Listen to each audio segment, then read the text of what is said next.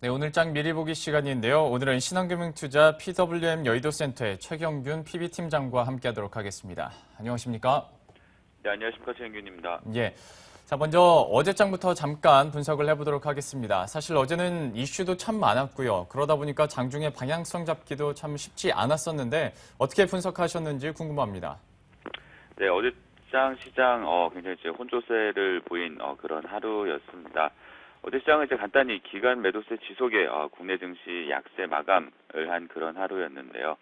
수급상 보면은 이제 기간이 유가증권 시장에서 18거래일 연속 순매도세를 보여주고 있습니다. 7월 22일까지 누적 기준으로 국내 주식형 펀드에서 1조 2천억 원의 환매가 나온 영향이다라고 할 수 있을 것 같은데요.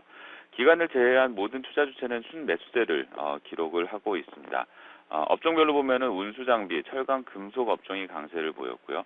건설, 섬유, 의복, 비철 금속이 약세를 보였습니다. 특징적인 이제 코스닥 같은 경우에는 이제 7월 계속 강세를 보이고 있었었는데요. 일단 어떻게 마찬가지로 기간 매도세 2거래일 연속 하락하면서 560선을 하회하면서 마감을 했습니다. 이제 글로벌 증시 쪽 다른 쪽에서 이제 특징적이다라고 할 수 있는 것은 중국 이제 7월 HSBC 제조업 PMI 지수가 52를 기록하면서 18개월 내 최고치를 기록을 하였습니다. 이런 제조업 지표 호조에 이제 중화권 증시가 강세를 보였었는데요. 상해 종합 증시가 1.3% 상승, 그리고 홍콩 그 H 지수가 굉장히 좀 특징적이다라고 할 수가 있는데요. 여러 그 저항선을 뚫으면서 거의 이제 만천선에 육박하는 그런 이제 상승세를 보여주고 있습니다. 이는 그 다른 신흥국 시장의 어떤 대장이다라고 할 수 있는 그 브라질 증시의 어떤 상승과 같이 맞물려서 좀 보면 어떨까 생각이 듭니다. 그리고 이제 원달러 환율은 2분기 부진한 GDP 발표에 따른 금리 인하 기대감에 전일 대비 4.9원 상승하여서 마감을 한 그런 하루였습니다. 환율에 대한 정리까지 해봤고요. 그렇다면 이번 주 마무리 좀 잘 하려면 어떤 전략이 필요할까요?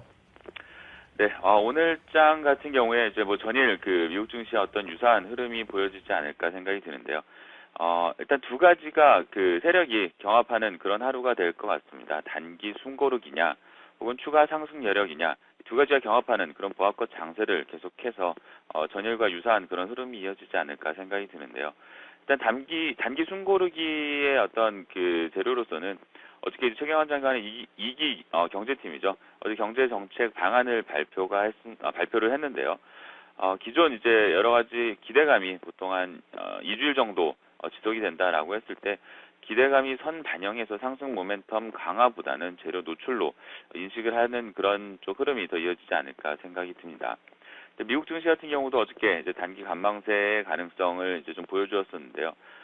일단 FOMC 회의가 29일에서 30일 다음 주 화요일과 수요일 예정이 되어 있습니다. FOMC 회의에서의 어떤 확인 심리가 어느 정도 우위가 예상이 되어서 일단 단기 숨고르기에 세력이 좀 보여줄 수 있다라고 생각이 들고요. 또 이게 맞서는 추가 상승 여력이다라고 할 수 있는 거는 코스피가 지금 국내 2분기 그 GDP 성장률이 전년 동기 대비 3.6%를 보여주고 있습니다. 지난해 3분기 이후 최저치를 기록을 하고 있는데요.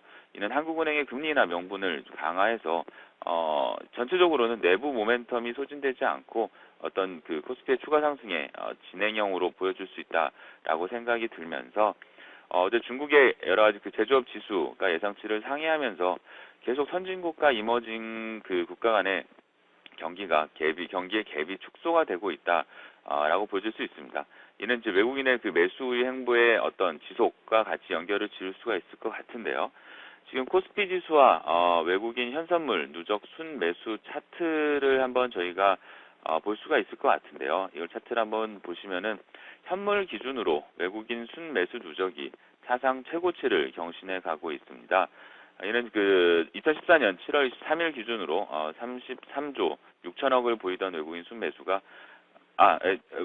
죄송합니다. 어저께 기준으로 그 외국인이 33조 6천억을 순매수 최고세를 기록을 하고 있는데 이는 그 2013년 11월 1일 날 31조를 뛰어넘는 그런 수준의 외국인 순매수가 기록이 되고 있습니다.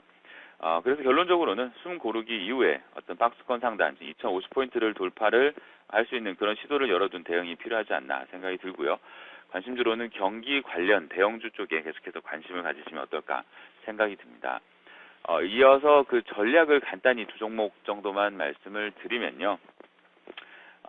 일단 같이 이어서 볼 수가 있을 것 같은데요. 삼성전자 우선주와 삼성물산 이 두 종목입니다. 일단 이번 주 토요일 날 우리 이제 긴급 워크샵 삼성전자 이사회가 이제 예정이 되어 있긴 한데요. 지금 삼성전자 우선주 같은 경우에는 이익 전망치 하락보다는 주주 환원 확대 가능성에 초점을 둔 매수 기회가 되지 않을까 생각이 들고요. 최근 주가 조정으로 보통주 대비 계리율이 평균 수준으로 회귀를 하고 있습니다. 이는 이제 삼성전자의 외국인 지분이 최근 들어서 51%까지 최고치를 육박을 하면서 삼성전자 보통주와 또 여러 가지 자사주 매입에 대한 기대감들이 계속해서 좀 커진다라고 볼 수가 있는데요. 이는 이어서 삼성물산에 대한 기대감으로도 같이 볼 수 있을 것 같습니다. 물산이 이제 며칠 전에 실적을 발표를 했는데요. 매출액은 기대치를 상회하였으나 영업이익은 이익률 하락으로 기대치를 소폭 하회하는 그런 모습이었습니다. 2분기 이후에 이익 모멘텀 상승과 현금 흐름 개선의 가시성 부각과 또 계열사 보유지분 가치 재평가 기대로 한번 관심을 가지시면 어떨까 생각이 들고요. 전체적으로는 아까 말씀드린 경기 관련 대형주, 어제 SK이노베이션 같은 경우도 뭐 여러 가지 지금 상황을 역전시킬 만한 재료가 없는 상황에서도 바닥에서 큰 시세를 한번 내는 그런 흐름이 나오고 있습니다. 그래서 뭐 정유주들이나 중공업주들로 해서 경기 관련 대형주의 이제 단기 모멘텀으로 한번 관심을 가지시면 어떨까 생각이 됩니다. 네, 이렇게 해서 오늘장 관심 종목까지 함께 확인해 봤습니다. 지금까지 신한금융투자의 최경균 PB팀장과 함께했습니다. 고맙습니다. 네, 감사합니다.